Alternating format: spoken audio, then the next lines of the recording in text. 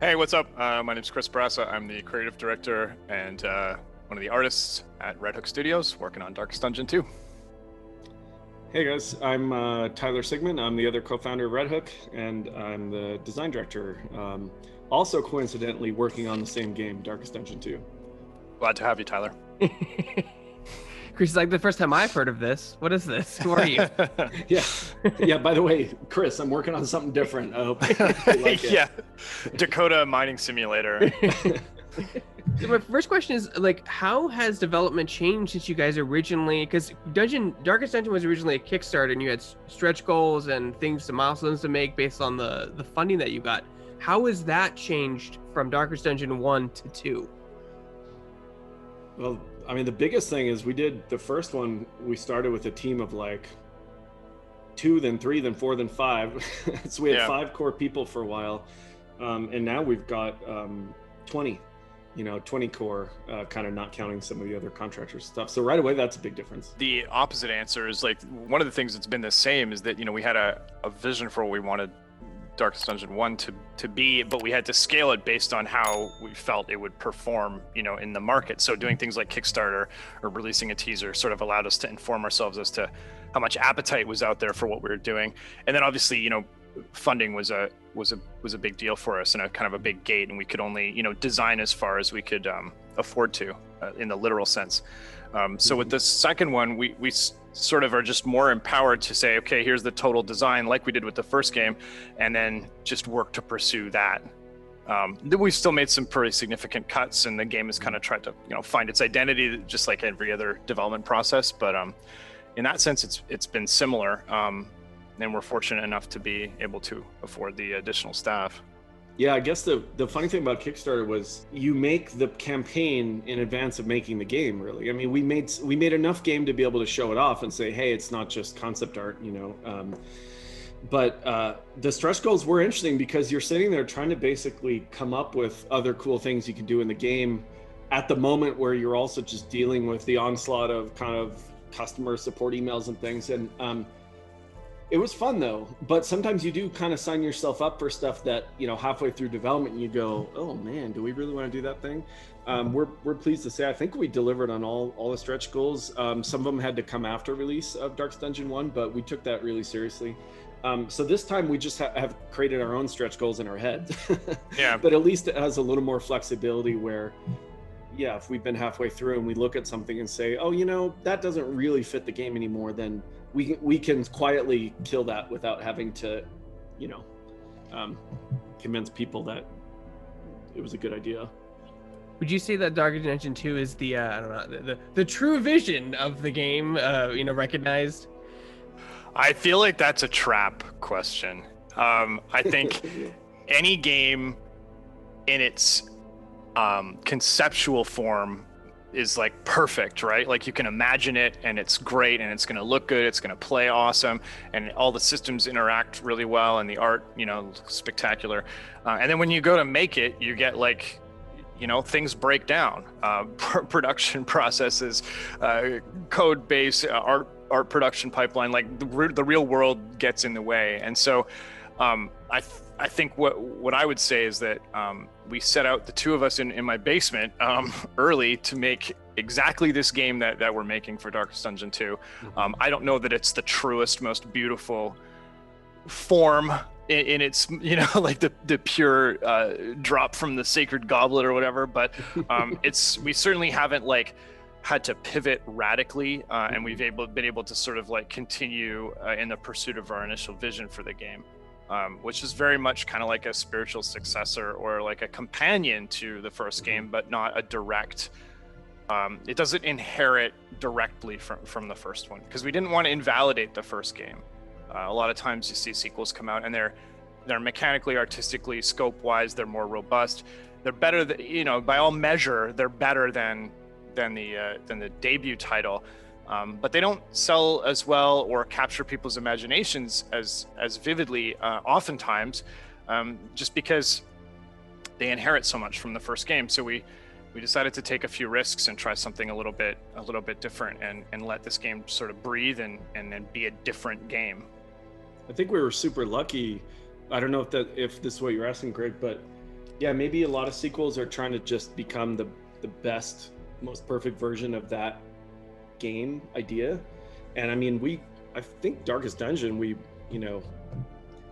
made what we set out to make, and Darkest Dungeon 2 wasn't meant to be okay, now with more staff and more funding, we can do Darkest Dungeon 1 even better. Yeah. That we deliberately decided not to go down that road. Does having a smaller, like, obviously when you have a smaller team of like some freelancers and then just you and Tyler and like one other person, is it easier to wrangle and like to make a game that way, or is now that you have a bigger team with a bigger budget, is it easier that way, or do they both present their own sets of different challenges? Definitely the third one. Some things are much easier and some things are much harder. Logistics, communication, management, oversight, that stuff is all infinitely more challenging when you're not just dealing with a couple of people in a room, but we're able to do more, so our ceiling is higher, and we get to leverage all these other people's amazing expertise and ideas, and have our own assumptions challenged, and we get to quite frankly share it with a larger development team. Like, this is their game as well now, and it's kind of neat to have built something and then be able to pull more people into it and have them identify it as being their own. Yeah, it's neat for them to have opted to choose to try to pursue a job at a place making a game they liked, and now they're working on it, so that feels good. Yeah, it's weird. The first instinct I had was it's harder, but I guess Chris is right. Like, there's a lot of things Chris and I don't have to do now that we have people that do that. But it's like you can achieve a higher top speed, but you're more ponderous to turn. It's like a big ship. I mean, we're still a very small ship compared to an Ubisoft or a Microsoft, and that's intentional. But I think Chris and I in particular love to be hands on the game, and so there's a little more tension between doing and managing, whereas on the first one, it was more of a bias towards doing, because there just wasn't as much. There was company management to do in terms of marketing and figuring out how to fund a game and how to make people notice a game that no one's heard of. But now that it's shifted more to where, oh gosh, we got to be really careful to make sure that we keep everyone informed and that we give everyone the tools they need. And that's hard sometimes because we like to still do. And I think we both get really unhappy and grouchy when we find ourselves only managing and not doing. Yeah, so I think I think you're totally right. A lot of the difficulty we've experienced is sort of self-imposed. Like, I was talking to another a friend, and he has his own studio, and we were talking about making games and stuff, and he says, well, my job now is to maintain the machine that makes the games. And I was like, no, that's crazy. Like, I want to be in the machine that makes the games. And then it hit me, like, I'm making my own life much harder by refusing to back off the product. But that's how we want to do things. We both actually really like it. So, we're going to maybe experience a little bit more tension around the balance than he is. No, for sure it can be hard. Like, Chris, you're an artist, right? Like, that would be like you, instead of drawing all the time, you're just, critiquing other people's drawings. You're managing other artists instead of doing it yourself, and that can be some people don't like that. Some people have problems with transition, or just want to they want to draw, they want to be creative. Yeah, it could be a lot like that in almost an exact way. Yeah, and I think what's interesting is Chris and I have both managed in the past, and this is a good thing. I feel more tension on the management here in terms of that balance, because this is just a product that we chose and we got to make and we love it. And I think that there's been in the past where maybe managed on a product that wasn't our idea, wasn't our, and it's a little easier to kind of just, no, you guys need to do this, okay, do this, and you're just kind of trying to play quality control and keep the information flowing. Whereas here, we legitimately love making this game. And so, I mean, I like that tension. I think that's a good tension. And Chris and I have talked a lot about, we know how to make games this way together at Red Hook. And that's why we're doing Darkest Dungeon 2 as similarly the Darkest Dungeon 1 as we can. Yeah, we're choosing to tackle some of those challenges that maybe we could make easier, but the benefit is we're able to do the things we really want to do. And we think that'll result in ultimately a better game. You know, you guys, I mean, I feel like you set the bar incredibly high with not the Darkest Dungeon core game, but its subsequential DLC and the PvP and even the modding community has stepped in and done some really crazy stuff with your game. What have you learned from the DLCs specifically, and even the modding community that you're adding or working on in Darkest Dungeon 2 that you can talk about? Well, I mean, just to get out in front of it, I think like we have gone out of our way to support the modding community by adding tools and functionality to the game to make their lives easier, and so they can do more and more robust and amazing things. But we have a policy where we don't play any of the mods. I'll even retweet them because I'm like, that looks cool and it seems like someone put in a lot of work, but we can't go digging around in them for precisely that reason. We sort of like a book publisher, you know, they don't take unsolicited manuscripts in the event that there's any kind of similarity there. But you know, you can see the response. It helps the game have legs. These modders are, you know, learning how to make video games in the ecosystem that we built, which is like really amazing. And the totality of the effort is really, like, quite frankly, kind of overwhelming.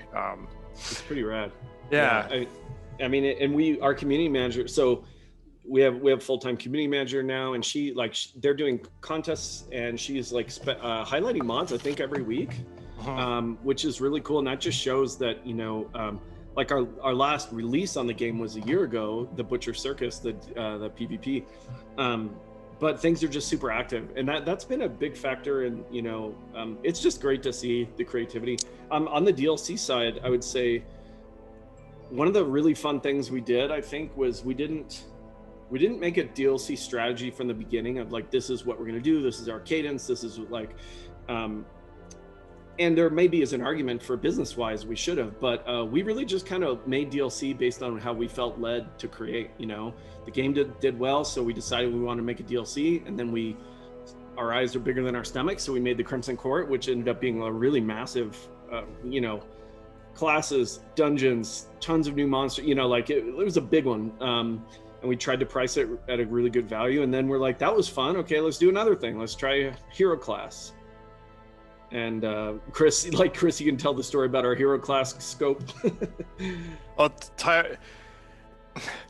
Tyler was always like, Crimson Court was way too big. It was way too crazy. Let's just do hero classes. We'll just do a hero class and it'll be so easy. So I'm like, okay, well, we'll just do a hero. And then I'm like, well, we can't just do a hero.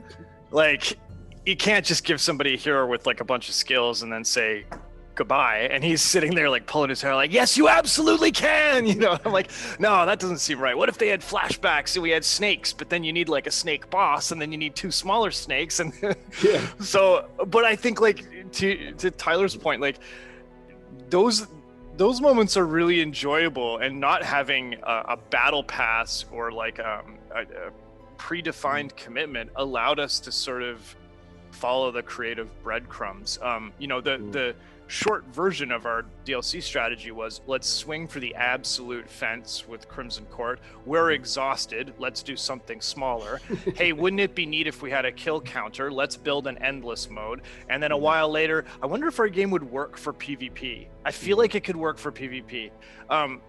But it, you know, being our own, you know, like captains of our own ship and not having committed to this sort of like rollout plan, made those years like really fun and creative, and allowed us to kind of just go where we felt the game wanted to go. And the result is, I think the Darkest Dungeon has a massive amount of content. You know, like there's a hardcore, intense, like high score. There's, you know, the player versus player. There's a sprawling campaign. There's an add-on. There's like multiple difficulty modes.